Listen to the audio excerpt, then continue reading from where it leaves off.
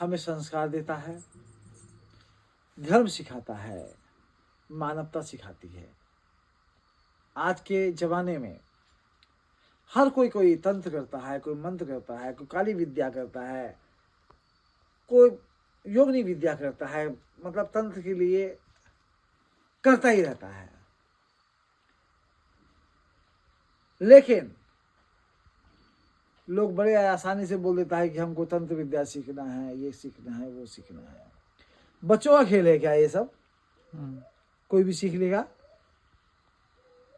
एक भी मनुष्य बताओ जिसने बोली हो 21 दिन की साधना, 41 दिन की साधना, या 51 दिन की साधना, या 3 महीने की साधना, जो भी होती है, देवताओं को सिद्ध किया हो। अरे जानवरों को तो हर कोई पकड़ लेता है, भूत प्रेत को तो कोई भी उठा के यूं पकड़ेगा, यूं फेंक देगा। कोई बहुत बड़ी बात थोड़ी ना, कोई बड़ा तीर थोड़ी ना मार दिया है।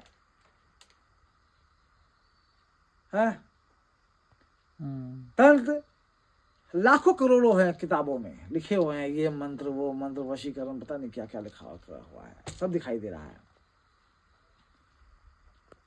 इसका मतलब ये तो नहीं उसके पास ज्ञान है, तूने 4 मंत्र पढ़ लिए तुम्हें ज्ञान मिल गया, ऐसा तो नहीं है। ज्ञान कहां से मिलेगा आपको? तंत्र की विद्या तो सीख ली, लेकिन मात्राएं तो सीखी नहीं आपने। वो मात्रा कहां से आएगी? वो दिव्य ज्ञान से आएगा। कहां से आएगा? दिव्य ज्ञान से आएगा। और जिसके बाद दिव्य ज्ञान है वही तंत्र कर सकता है। और तंत्र सीखने के लिए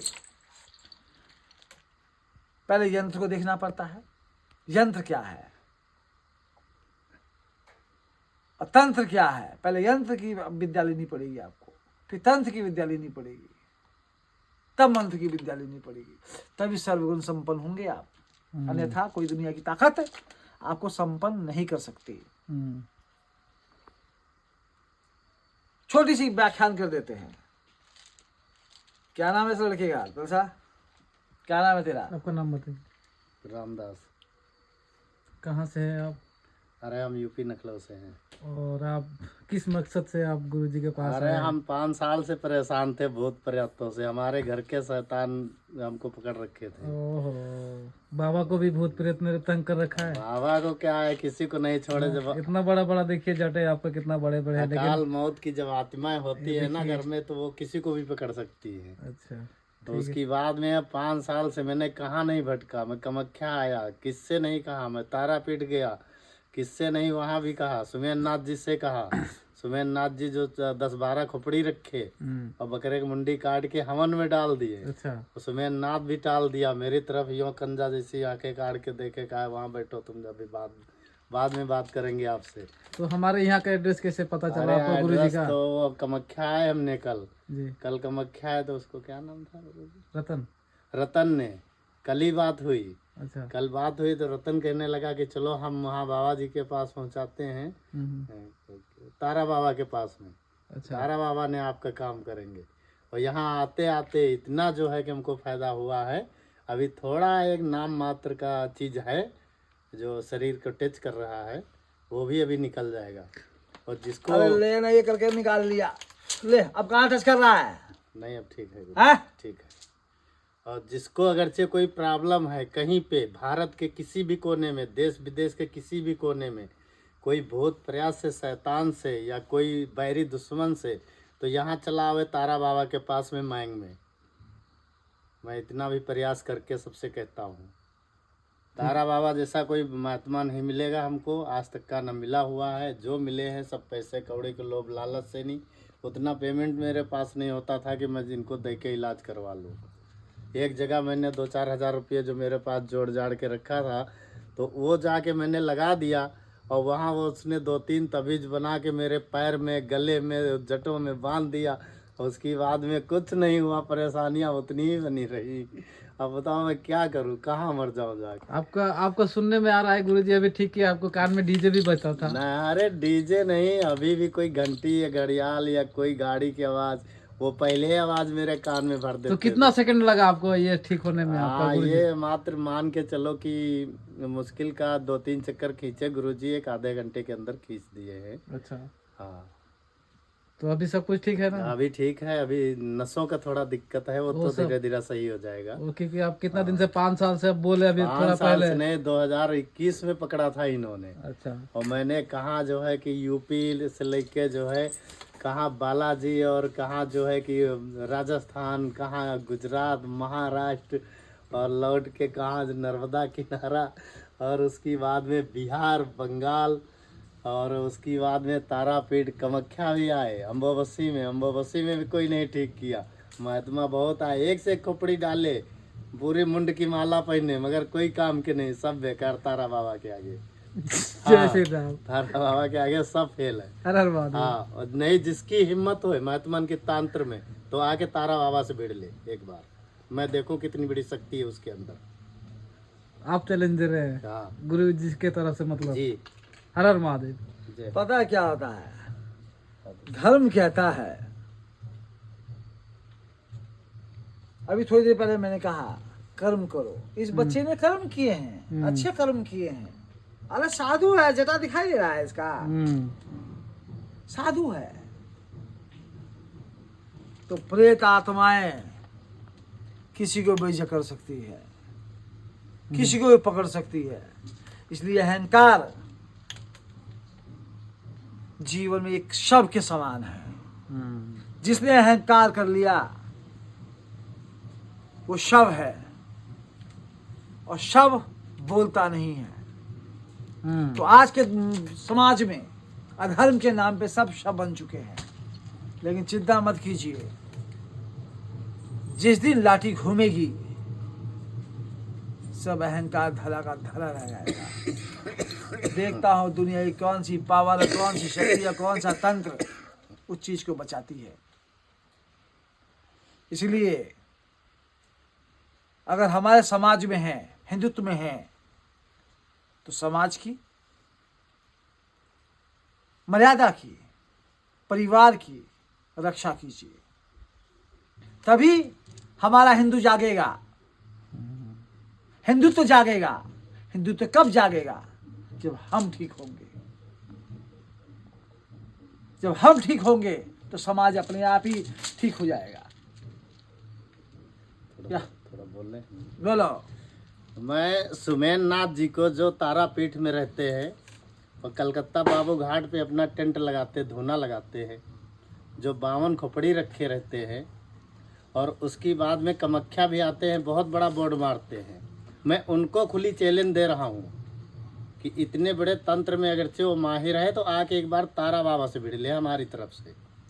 मैं भीख मांग के 2-4 हज़ार रुपया जो इकट्ठा करूँगा, अगरचे तारा बाबा से जीत गए तो उनको 5,000 रुपया मैं दे दूंगा कहीं से भी। कितना विश्वास है इस बच्चे के ऊपर। ये नहीं कह रहा है, इसका मन बोल रहा है, ये दिल से बोल रहा है, दिमाग से नहीं बोल रहा है, दिल से बोल रहा है। तो समाज में हमें किसी से सामना करना या फिर किस चीज के लिए खड़े होना, ये हमारा कर्म नहीं है बेटे। इसने तो एक चीज बोली है कि कर लो, लेकिन हमारा कर्म धर्म नहीं कहता कि अहंकार की चीज को पैदा करना। हमारा कर्म है, हमारा धर्म है मानवता को खड़ा कर देगा। यस। और जिस मानवता के ऊपर किसी तरह से हानि पहुंचेगी, तो तारा बाबा का त्रिशूल खड़ा है ना, अधर्म को ऐसा नाश करेगा कि विनाश काले विपरीत बुद्धे। कब विनाश हो जाए मालूम ही चलेगा। इस बच्चे का तो प्यार है, ये जितना बोल रहा है। मैंने बोला इस बात में कि सुमेन नाथ जी हमको 2-2, 3-3 बार ठुकराया, इसलिए हमने सुमेन नाथ जी के ऊपर बोला है। और ये वीडियो शेयर करके सुमेन नाथ जी के पास पहुंचा भी देना कि देख लो आंखें फाड़ के। कितने साल से परेशान था? 5 साल हो गया गुरुजी। कितने साधु के पास गया? बहुत दुनिया में ऐसा कोई कारीगर या कोई साधु, हाँ उज्जैन जब पहुंचा मोनी बाबा के पास में, तो उसी टाइम मोनी बाबा जो है तैयार थे कामाख्या आने के लिए। तो वहाँ पे मोनी बाबा ने एक डिब्बे में भभूति दिया, बोले इसको लगाते रहो। तो हमसे बोले कि हम लोग हैं, आप जनरल कोच में निकल जाइए, विकलांग कोच में।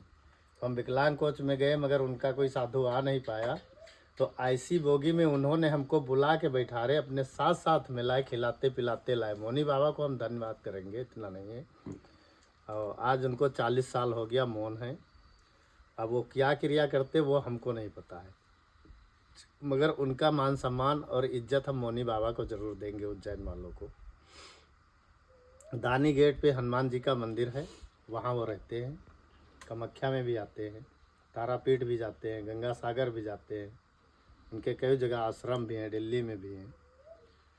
मगर उन्होंने साथ साथ मिलाया, और जब यहाँ हम कामाख्या उतरे रेलवे स्टेशन पे, तो उन्होंने 100 रुपया दिया हमको। बोले किराए से आप कामाख्या पहुँच जाइए, हम 3-4 दिन में आपको आके मिल जाएंगे।